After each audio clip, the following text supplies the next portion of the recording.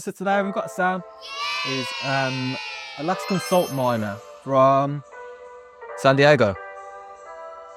Hi, so nice to be here. I don't know how people from Alaska speak. Probably not like this. Could be anything, couldn't it?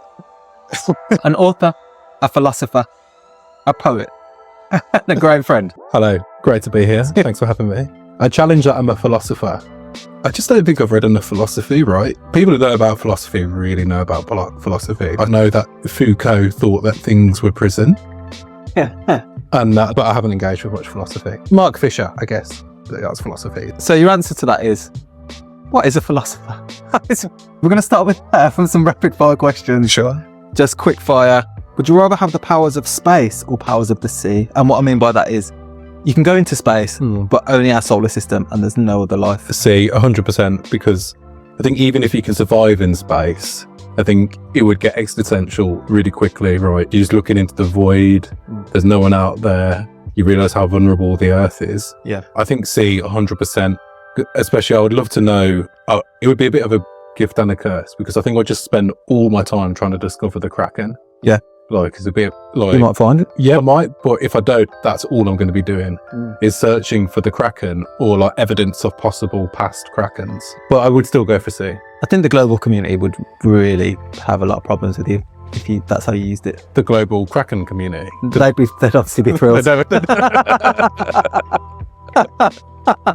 Space, you're saying about space, like maybe that'd be existential and you'd see how vulnerable the Earth is, but you'd be in more of a state to protect the Earth. That meteor that's on its way, have you heard about that? Yeah. It's probably going to miss anyway. Yeah, I think it's fine. Probably miss. I suppose I'm sort of aware that we need to protect the Earth as it is, and I feel relatively powerless about how to do that. I feel like that would be like more compounded if I had the overview effect. Yeah. It's like, you know, the video with fucking Jeff Bezos. That's horrible, isn't it? Is it William Shatner? Shatner. William Shatner's clearly had this like really deep transformative moment and he's trying to talk to the camera. And Jeff Bezos is just like, where's the champagne? And William Shatner hasn't been able to do anything since then. And we still are where we are. Yeah. And I think the extra motivation. But what is the overview effect? So there's a thing that astronauts talk about, which I think William Shatner also had, is that when you go into space and you see the void and you see the Earth and how small and precious and beautiful the Earth is and how unique it seems and how it holds all this teeming masses of life, that like you feel this overwhelming sense that it needs to be protected and it's precious. But they all had that and we still are where we are.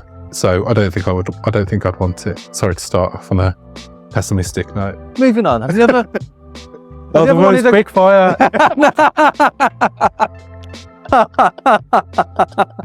What's your thoughts on Starbucks lattes?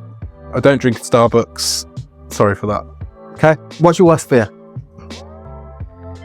I have a sort of irrational fear, which I've had since a child, but when I look up at high objects or cranes, that I'll be transported up there and not be able to get down.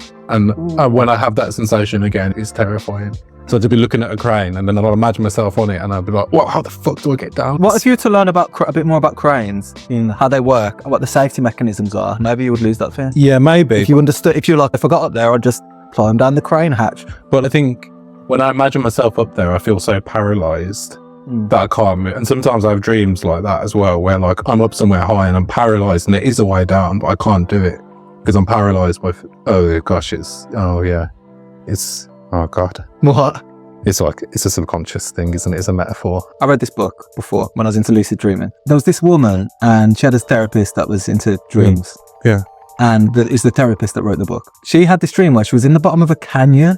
Yeah. I think her husband was at the top of the canyon and he was hurt and she couldn't get to him and she was at the bottom. Something like that. It might have been the husband. At the top of the crane. Yeah. The therapist said, okay, let's go out and learn rock climbing. So, oh, nice. So she learned like rock climbing. Yeah. Then in the dream, she climbed up. Yeah. And she started having those dreams. Wow. Yeah. These recurring dreams. And a similar one, she was falling. She had another one where she was falling, she'd fall down. So they watched videos of birds and things that fly. Yeah. And then she could fly in her dream. So these things work. So that's why I suggested. Oh, thank you. Yeah, the crane. I will try that. Yeah. So, what's the meaning of life? What's the point of all this? I think It's quick fire. yeah. I think that from previous conversations we both agree with Simone de Beauvoir that the gift and curse of a human is that you have to find your own meaning. I don't think there's an intrinsic meaning, but without finding your own meaning, your life will be hard. Existence before us. Great. Cool. Okay, you got that I one have quick. read philosophy. You're doing well, then. You're doing well to get that quick. I was like, that'll Thank trip him off. That'll trip him up the coins. Get through that one.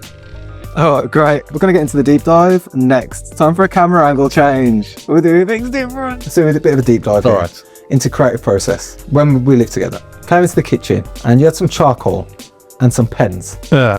I was like, what's this piece of shit?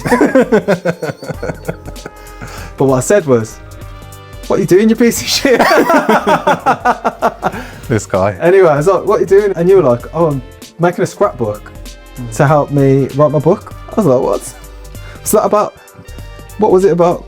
I guess context here is I'm really bad at drawing and visual arts, so it's not an obvious thing for me to do. So part of how I work and how I try to work and how I would advise people to work if they ask me is I really try to not think about what I want to write or achieve, or I want it to be like this or I want it to be like that.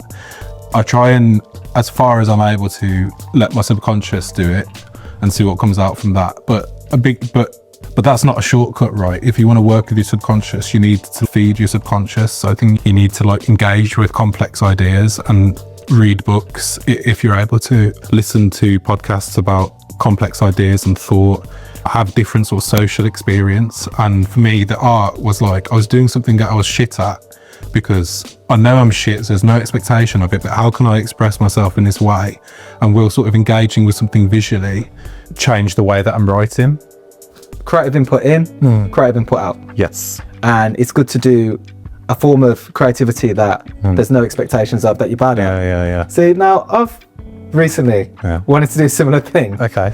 Now, because of the nature of the way that I am, Yeah. it didn't work out.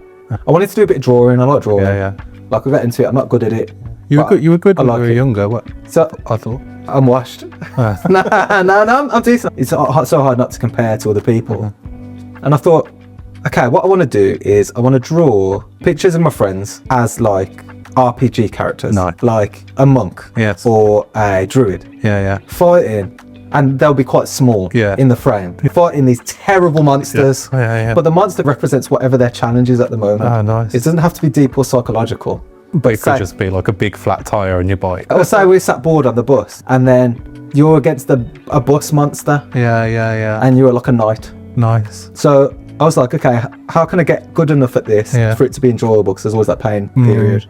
I'm like, okay, so I'm studying like Berserk, and I'm like, okay, if I do 60 1-minute gesture drawings a day, in a certain amount of time, I'll be good enough, like I can do 1-minute gesture drawings, and then I can draw better pictures, and I can just do them off the cuff, and they can look pretty good. I spent probably about 4 hours, and I'm looking for some creative downtime here. That's the point. I spent about 4 hours creating this system of how to improve at this thing so that I could then have the creative downtime. I enjoyed it. I enjoyed planning it. Have you ever run into that kind of problem? Okay, let's just actually get really fucking good at this. It takes away the whole point. Or am I a freak of nature? No, I don't think you're a freak of nature. Liar. I don't often run into that problem because I really try and accept that things can be shit, right? It's okay to make some art which isn't very good, or whatever type of art that is. And actually, of course you should work on your craft, of course, but even if you are a really craftful artist, there are still going to be people who don't like it, and that's absolutely their prerogative. And if you're thinking about, is this good or is this shit, when you're working on something, that your brain's involved too much, I think. And at drama school, one of the things that they would try and teach us was that technique is for practice. So you use technique and you use methods in rehearsal to bring about things, but when you perform, you let it all go. You're not trying to use techniques on stage. That would be an insane thing to do.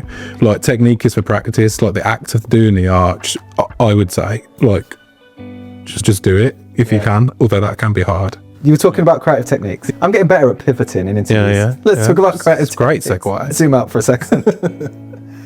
Movement blocks. What the fuck? So the movement box is a technique which I learned at drama school. I don't really want to explain how to do it on camera because the person who taught me is like a practitioner who I really respect and did a lot for me, and I think perhaps part of their living is teaching these techniques to actors.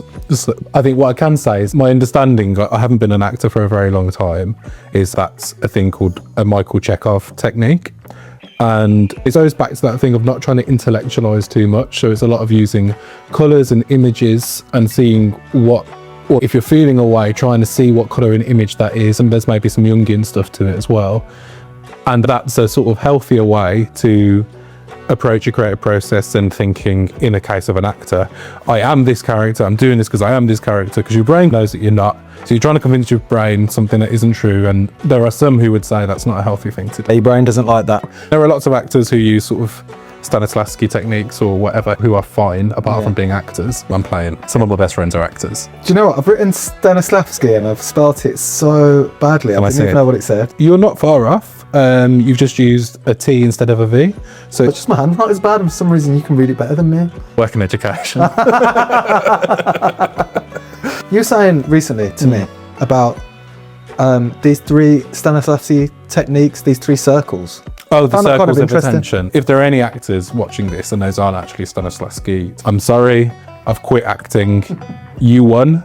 I'd actually love to do an interview every single day, and that way I would improve so fast. Yeah, you got to get that paper. Maybe I can find a way to do that. No, this is again the drawing thing. Again, if I just crack on in a year, I'll be so good at this. Yeah. But I want it to be in a month, and it could be if I can do an interview every day. Yeah. If ifs and buts were cherries and nuts, we'd all have a very Merry Christmas. Maybe we will have a Merry Christmas. I usually do. Speaking of Christmas, Stanislavski. Yeah, the three circles of attention is like a sort of technique. Yeah, it's an acting technique, and it's about a theory that there are three modes of communication on stage. So that there's the sort of personal one, and that might be like a monologue. So, you know, to be or not to be, that speech in Hamlet is a really good example of that. It's introspective. He's talking to and about himself. And then I think there's another circle, which is maybe like the audience or people around you. So you're sort of talking out. And then there's a final circle, which is God or the universe or whatever. I think Is that it? Huh? yeah, I might have butchered that. Yeah, don't criticize me if I have, please. My understanding of it was actually completely different. But then I was applying this to interviews, Mm. so that could be why. Yeah. The smaller one is to do with people, like one-on-one. Yeah. There's like a large one that's like a small group, Yeah. and then the wider one is like a big room, like on stage. Oh, I suppose that makes sense in my context. yeah. If that's what works for you, that's what works for you. I haven't tried it. Stanislavski ain't here to tell you about it, is it? Yeah. Fuck it up. I'll fight him anyway if he was. Yeah. I wonder if it was hard.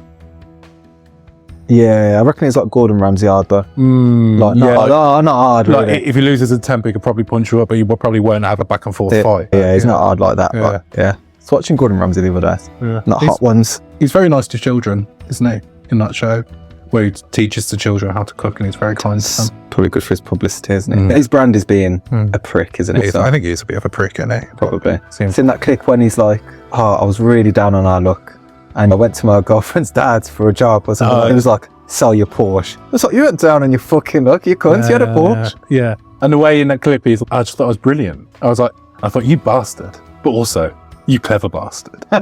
I just thought this is a completely different mode of world. existence. Different. When I'm down on my luck, I'm like, I hope the bus driver lets me on without paying. I'm Yeah. like, you know. What's the equivalent? It's like, oh, and my dad said, I stop buying drawers all the time. Yeah, And then, I don't know if I can say that. I'm going to try and just use a different I example. don't know what drawers means. Oh, yeah. As in pants. Yeah. He always buys pants Yep. from American stores. Yeah, from American stores. Are they pants? California. Are drawers underwear or trousers? I imagine them to be those big underwear, like in cartoons, with the hearts on it. All right, that's what it is now. Yeah. We've decided what Stanislavski circles of attention are. We decided what drawers are. And before the interview, hopefully we can decide an arbitrary ruling on another third thing. Perfect. What are your thoughts on Dua Lipa? I think Dua Lipa seems like a very engaging... Look, I think she seems really engaging and smart. That sort of book thing that she does is like really impressive, isn't it? Like she's clearly like a big reader Love and that. a detailed reader. It's a great interviewer. Yeah, great interviewer. I don't know anything else about that. Okay. What did you think? I was smiling. I thought you were smiling because obviously Dua Lipa is really beautiful, and I was like, yeah, I think she's really engaging and clever, and I thought you were insinuating that was perhaps. I would never do that. How dare you? Sorry. Speaking of how dare you, Yikes. I'm trying to do good pivots, but I'm not. Still learning. Speaking of how dare you, drama school, where teachers might say things like, how dare you. It's a really difficult one where you like study a craft formally like that, because I wanted to be an actor because I loved like creating things with people and collaborating with people and being creative. And then actually a lot of what I did at drama school was sort of being prepared to like, oh, if you go into acting as a profession, you're never going to do roles that you actually like, and you have to pretend that TV shows and adverts are good art when they're clearly not. In a way, it made me a bit false in some ways while I was there, because the stakes and pressure are so high. You don't want to say the wrong thing, or what if you criticise Doctor Who and Russell T Davies is sat behind you in Weatherspoons or something. I think I was already quite neurotic, and drama school really made me a bit nuts in some ways. What just said someone that might be about to start then, or is thinking of starting drama school, or is in drama school at the moment? Look, just because there are things I found difficult about it doesn't mean that's true for everyone. I would say, if at all possible, if you want to be an actor, try and learn some kind of trade or skill which you can, while you're young, if you are young, that you can monetize in another way. If I was had some kind of trade skill, it would have been so much easier, because actually what happened when I left drama school was I was doing all these fucking really hard minimum wage jobs, and then leaving and then trying to rehearse things in the evening, and then I was getting coaches down to London because I couldn't afford the train, and sometimes a 6 or 7 hour coach, and you get there, you feel stiff and you're tired, and yeah, I don't know, it's hard. I don't have any good advice. No, that sounds like good advice. Having a solid form of income that you can use then as a scaffold for... Yeah, because you're going to be competing with people who don't need to have an earned income, who don't necessarily need an earned income or as much of an earned income, because they might have independent wealth or other streams of revenue, and that's really challenging. Essentially, you're going to have to do double the work. You're going to learn to act and also learn to a trade that pays and is not so time consuming that you can't do the other stuff. Yeah, that might not be realistic now because the economy is absolutely fucked. I don't know, listen, I don't have good advice. I'm sure there are people who have good advice that have thought about it a lot more than me. Yeah. I would suggest you seek them out. I don't want to tell anyone not to do something if that's what they really want to do. You've offered a solution then. Yeah. Get a fucking job. Get a fucking job. Get a fucking job. And also I'm bitter, right? So my perspective isn't great because I'm a bit bitter about how the whole thing went. Yeah. So maybe I'm not the best person to give advice. I know this, but they can not want to end up bitter as well. Yeah, that's also an option. Saves time. What advice would you give to your younger self? Take more time and think about, because I knew I wanted to be creative and I did love acting, and there are still things I love about it, but I would tell my younger self to, before you go into a really formalized environment, maybe try different things, try different creative formats, have more experiences, because although I learned so much at drama school and that rigorous training really does work. Now in my life, would I rather have gone to drama school, or would I rather have gone to university and have a more sort of normal social experience? And I don't know. I would say take your time before you commit to £30,000 of debt for an industry where very few people manage to make a living. It's more now, isn't it? Than it was because when I went to uni, I was like, okay, I need to go this year because the price are tripling. Yeah. And I was like, that was mad.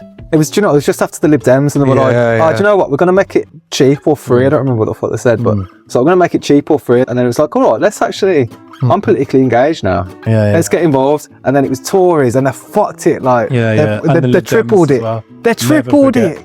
That was mad. I think it's important. Just mad that was, man. Just because I'll never miss an opportunity to cuss the Lib Dems. So what a failure of a political party. Everything that they say they wanted to achieve, they have made worse. They said they wanted to abolish tuition fees. They ended up tripling them in coalition. They said that they didn't want a hard Brexit, and they completely sabotaged any kind of attempts to have a softer Brexit in a single market or the customs union for political advantage. There is, apart from plastic bag tax, there is no way that the Lib Dems have changed the country in a way that they wanted to. I just want to say, just fuck you guys forever. I'll never ever forget get fucked. Yeah. So I can cut this so that you're saying that about anything at the end. If I wanted to. Anything. What are your expectations for the next Elder Scrolls? Very low. I think Bethesda don't seem to be able to recreate what made their games good. Like, I think if you look at like the sort of like wonder of exploration that Fallout 3, New Vegas, and Obsidian, whatever, that Skyrim had, and the chaos of all those systems as well, they've just completely lost sight of that. Like, why on earth would you make a Bethesda game like they did with what's the new one, the space one? Oh, Starfield. Right, Starfield, yeah. Like, really cool concept. And the New Game Plus with that, though. Have you heard of it? I'll tell you. what? Go on. Okay, spoiler alert. I ain't gonna play the fucking thing.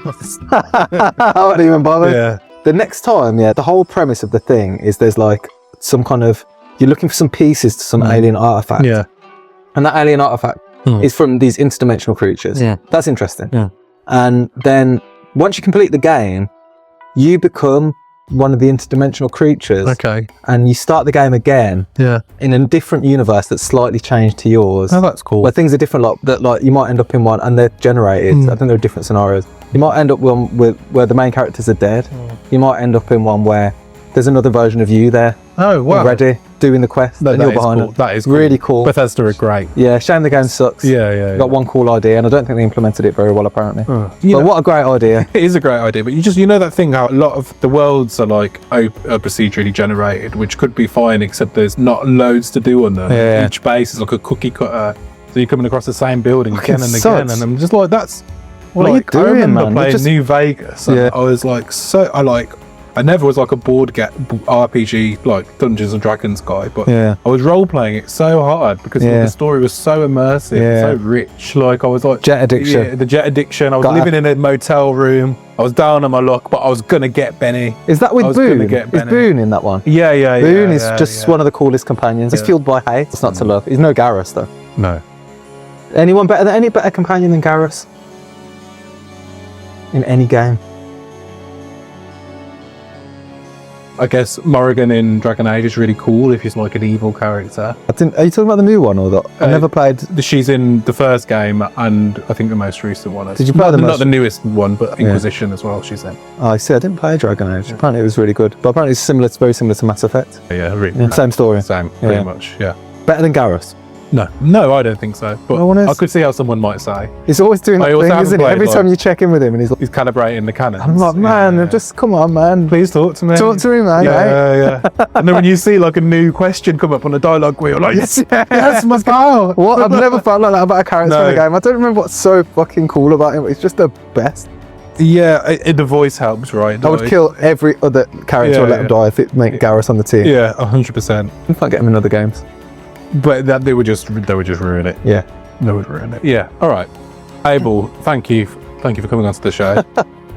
I'd like to start by asking you, so how does your creative process work? Creatively, I don't think I'm doing that much at the moment. I'm not doing very much creatively for me. What you said before about creativity in, creativity out, I try to use that. But to be honest, for me, I feel like I have 6 or 7 ideas or things running through my head at any given time. Not just creative things. Just, I need to remember to do that constantly. Yeah. Constantly. It's not, it's just what it's like. And sometimes something will stick out and I'll be like, let's do that. A lot of the time, to get into a creative space, I need to push through some kind of resistance to even get into the spot where I'm doing anything. Starting tasks I find so difficult. So if I get into a bit of editing, I get into a flow and I've been at it for a while, some of those things fade away. Or I'm better able to lock on to the things that are important or useful. And it's like part of my brain switches off. Yeah. But those things stay. So I have to get into a sort of, I guess, a flow state to become creative. Yeah. But I can't catch it myself. It has to happen on its own. For me, the thing about stuff in, stuff out is that it's not a sort of thoughtful process, right? Like you're doing the input so that when you do get in that state, more interesting or detailed Things stuff come comes out. Right? Yeah. It's not a thing where you're like, oh, I read this book and then when I wrote or sort of did a shot list or whatever, I didn't use that, it didn't work. Just trust the process that, like, if you put interesting stuff in, interesting things, then those fragments will become more of that kind of stuff. Yeah, because I would say actually that you do you clearly do have like creative influences, right? I'd say like particularly a lot of the films that you watched as a teenager. Oh yeah, Undercover Brother. Yeah, I've already spoke about that in one interview. Out of nowhere, just came out with that out of nowhere. Input in. Yeah. You got to follow your own funky path. Do you have any other sort of conscious influences? Not on a creative way necessarily, but I think reggae and punk culture influences a lot of my style. So would you say that Birmingham is a sort of broader influence, or is it really just the music? Hard to say, because a lot of my experiences have come from Birmingham, from being in Birmingham. I've had those experiences here. So it's almost like me and Birmingham are the same thing. I am part of Birmingham. Yes. In the same way that we're all part of the Earth or whatever. I'm part of that. So to say that some of my creative influence comes from Birmingham, it doesn't in a way, because I am Birmingham in a sense. I'm part of that. I know about like punk and reggae's relationship in Birmingham. I wonder how often does that come up in different parts of the world or the country? Do you know?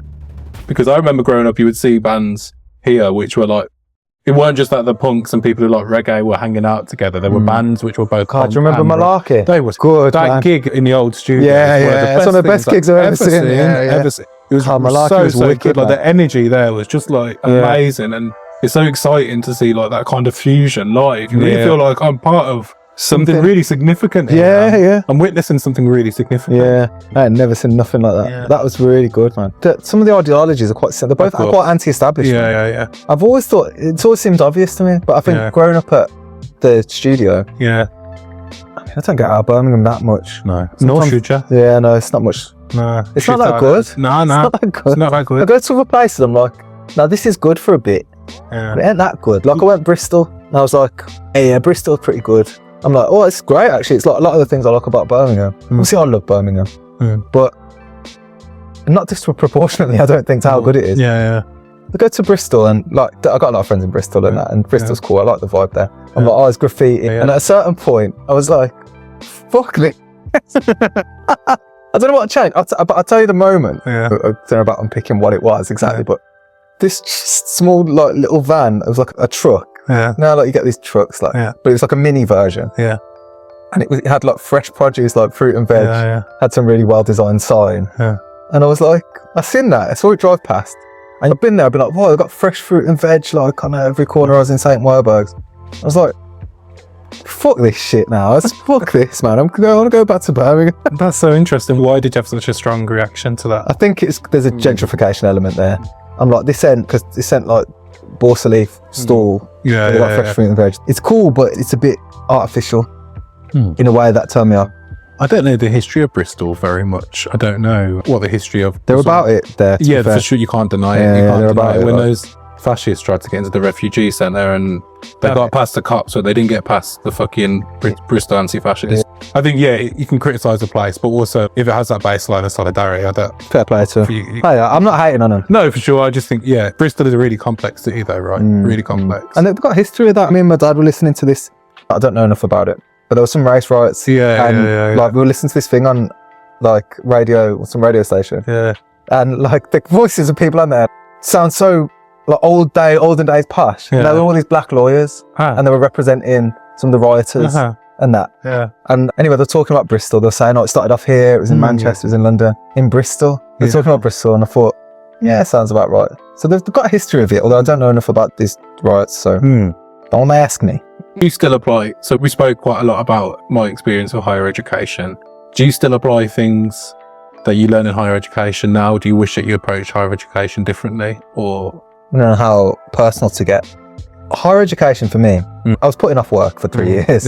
My mum had just died. So I was like in a pretty fucking fucked up place. And I was getting pissed all the time. So it worked out as well as it worked out. I've applied a lot of it. I was making music videos at the time. I knew I wanted to make music videos.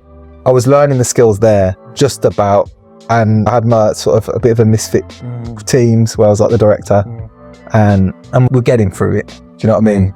And I guess I did learn a lot about videography. I think I probably would have learned more if I just if I had the resources that are available now. I wouldn't have gone to uni. Technology wise. Yeah, I wouldn't have fucked about with that. And maybe I could have done that then. I was good at researching things, and I was if there's anything that I learned from uni, I'd say it was learning how to learn. That was useful. Learning how to research things and find out about new things and applying it constantly. And also learning about dealing with other people as well in that kind of environment. Yeah. And I was in London and it was quite lonely at first.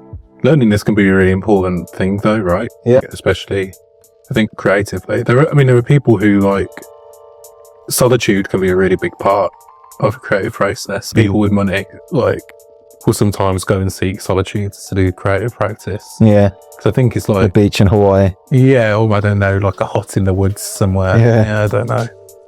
Yeah. Under the spaghetti junction. When you go to sleep, the fuck's going on?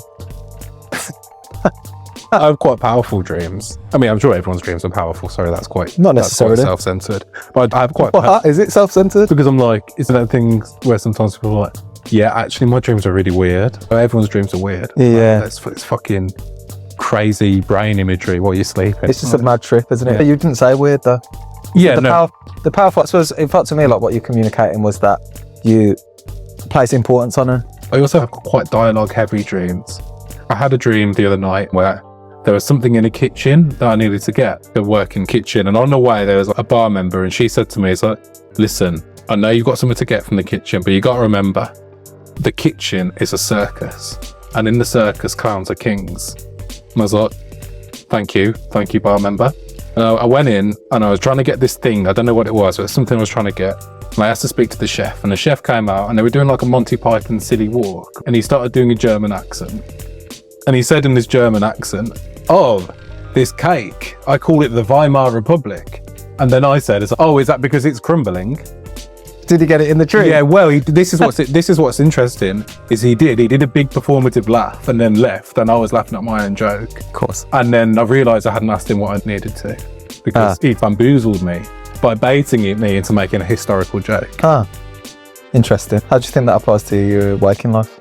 Maybe I'm too focused on the bit sometimes. Sometimes I'm too dedicated to the bit. But that's a good one though. Yeah. Oh. But I'm not going to change. Yeah. I'm putting too much work now. Put too much work to being like the glass cloud. I haven't changed. Unlike the Weimar Republic. Very good. Have you ever heard of Yogic Sleep? No. Just got into it. What is it? It's when you have a lucid dream, you're dreaming, your conscious is asleep, and a part of your awareness stays awake. You know, I'm into that shit. Yeah. And Yogic Sleep, also known as Yoga Nidra. I don't like saying Yoga Nidra because in the tapes and things, they're like, in this Yoga Nidra. They say it like the way you're meant to say it. And for some reason, I don't like that. I'm like, you don't talk like that. Just say it in an American accent. I'll call it Yogic Sleep. All right. Anyway, it's this. So I was having naps about like 3 p.m. every day. Yeah. I'm like, I'm trying to start this filming fucking thing, and I'm getting pissed off like with technology, because technology is frustrating when it doesn't work. Having to constantly troubleshoot. I'm like, I just want to do the creative part. I don't want to troubleshoot why this fucking sound is coming out wrong or whatever the fuck. I thought, okay, I don't want to have a nap every day because I'm getting pissed off, and I have a nap. Gosh. So anyway, I started just having a nap every day. I was like, okay, this isn't serving me anymore, these naps. Basically, it's a guided sort of meditation, like a body scan. It resets your nervous system. It sort of puts you to sleep in a way, but you're still aware. But you can see your subconscious though. Yeah. And at first I was like, I was just falling asleep. But eventually I realised, oh, I stayed awake through that whole one. And I still fall asleep. It's a risky move, but it's just setting an alarm at the end. And you end up this state in between wakefulness and sleep, which I'm not drinking at that at the moment. And so I'm just sober all the time. So I'm like, give me something. Yeah. So I'm like, quite cool, this sort of altered state being in between. And you can access your subconscious. So you can see bits of your dreams, but it'll be like the feeling of being on the bus. It's just that. That sounds really interesting. I think there's something to tap into there. Oh, well, thank you very much. For those at home. Yeah. Check it out on YouTube. I actually started having lucid dreams recently for the first time in my life. Top of a crane. No, but actually, interestingly, I was flying. So I was aware I was dreaming and I was flying. And as I flew, I was making like the noise that the Nazgul make in Lord of the Rings. What noise do they make? You can do it. They're like, no, I can't do it. Do the ring wraiths make the noise? Because they make it in the Fellowship of the Ring, don't they? I think, when they're on the horse. Scary, Pretty scary. But yeah, I was making a sort of similar sound to that when I was flying, and I couldn't fly nimbly, but I could propel myself in a direction. And then like I would wake up in my bed, but if I made the noise again, I would fly out of my bed. So I was waking up in the dream. And then it started happening where I'd be having non-lucid dreams. And then I'd realise I was dreaming, and if I made the noise, I would start flying. Really interesting. You have to channel a Nazgul to do that. Yeah. I don't like that about you. Did you know Sam's got a channel a Nazgul to fly in his dreams? Gosh, what good gossip. Like, you start gossiping about people's like lucid dream. You heard about him. He wears togas in his dreams, he does. I mean, that is Freak. the togas in your dreams is a bit. It's I wouldn't tell people if I noticed togas in my dreams. No. It's unseemly. Oh, this is a bad one. Let's talk about your auntie. Anti-intellectual. What's mad is that in your accent, you could have just said auntie. Oh, yeah? But Birmingham people say auntie or auntie. Auntie. Yeah, my auntie now. You say that. What, you want to talk about? Anti-intellectualism. Yeah, okay. Anti-intellectualism. I mentioned this when we were talking about before, because I think it's a real trend in our society, and I think it really like affects art that is available now. I think particularly British art, because I think there's been a trend in British society where the idea of reading or researching or engaging with complex ideas is just completely alien to us now, and myself included. I don't think I'm any different. And I don't actually think it's a cultural thing. I think it's economics, right? I think we have to work more, and like, we don't have like sort of space to be dealing with complex ideas. But if you speak to people of like our parents' generation, there's like this real tradition of being like an autodidact, right? I think especially there's loads of examples of that, like your dad and your dad's mates who like taught themselves these really like complex ideas or engaged with complex thought, and like I don't find that to be as common now. And I do think it's economics. I'm not trying to blame people, but I think this becomes really apparent in art, because I think if you watch a lot of like art, particularly like British TV, like it's just really simple, and like the ideas behind it are simple. It's not simple in a good way where it's accessible. It'd just be like you watch a detective program, and like the premise of so many of these things is, oh, there are woke people and traditional people, and there's a detective in the middle who's both of these guys are bad. And that, do you know what I mean? You see these really repetitive, unthoughtful tropes, and I think it's because people aren't engaging with thought. You know what I mean? That's in media. Yeah. Just because that's what's being fed to us on TV and stuff, particularly British TV. Does that mean that's what's popular with people, or is that just what they think will be popular with people? I think there's been a narrowing of people who are going into the creative fields. Got money to do it. Money. And listen, I didn't grow up poor at all, so I'm not trying to do a sob story. I'm just saying that even I didn't have money to do it. But I think there's been a real narrowing of the class background. A lot of people in the arts, so they're telling a really narrow type of story. And even when they're trying to tell a story which is relatable, they just don't actually have the lived experience to do so. And I suspect they also don't have the tools to research anthropologically how people live, right? So they're just like riffing on newspaper headlines. As well as a narrowing of the sort of types of people are going into art, there's also been like a greater amount of art being produced, particularly TV. There's so much more. So it's like a smaller talent pool spread over too much shit. Yeah. But then I am bitter, as I said earlier. I'm very bitter. Oh, it's good to be bitter. I hope so. Who do you think I should get on the show next? I think Not Soup would be really interesting to speak to. Speaking of like art, which is actually complex and interesting and engaging. Yeah, I think so. Not Soup is loved on this sofa. It's because I watched the old one as well. I was like, Not Super are great. Yeah, they are great. You still got the t-shirt? Yeah, I wear it all the time. My dad likes mine. I see him wearing it. I was actually going to wear it today, but I thought it might be too cringe, and I don't know if they want me to advertise them, to be honest. I'll get him on the show. Yeah, I think Not Super would be great. If you could get Carl Chin, that would be so interesting, because he's a Birmingham historian. He seems like a really well-respected historian. He seems like very personable. He's obviously very passionate about Birmingham. And I think if you asked him, he might do it. All right. Carl Chin, I'm coming for you. Next episode. Can I make a chin joke? I can't think of anything. No, I don't think so. Probably gets it all the time. Yeah. Okay. So. All right, that's the end of the show. There's no plugs, I don't think. No plugs. I do have an unpublished book, which will be published at some point soon. I'm not saying it's good. Dua Lipa might want to Yeah, if you're watching. If you're watching, please, let's talk about it. Or anything. No, just You're the the book. best. Just the book. Okay. So if there's a... Okay, now, if you could tell, as a final moment, what do people need to know? Things haven't always been like this. We live in a sort of time of incredible decline and uncertainty. We used to tax the rich at rates of 90%, and we had much better public services, much better housing. It wasn't a perfect time by any means in society, but things were much better then. Things changed quite significantly because of a reaction from those rich people, particularly Thatcher, Reagan. The thing about humans is that we've lived in so many different ways. Historically, we've lived in much more egalitarian ways at points in time. The world can be different, the world has been different, and it will be different again. I can use AI to generate your voice I don't think... to say it. I wouldn't like that. And it'd sound weird. Yes. Those things sound weird, man. I accidentally did it, and it was like, I did it automatically, and it kept putting the odd word, adding in words. Yeah. And it was... And there's this other thing that makes you make eye contact. It ended up with this disturbing thing. Yeah. But it's like, me, my visage, me, like, looking at the camera like this, like, with extra words coming out in like an American robot accent, and I was disturbed by it.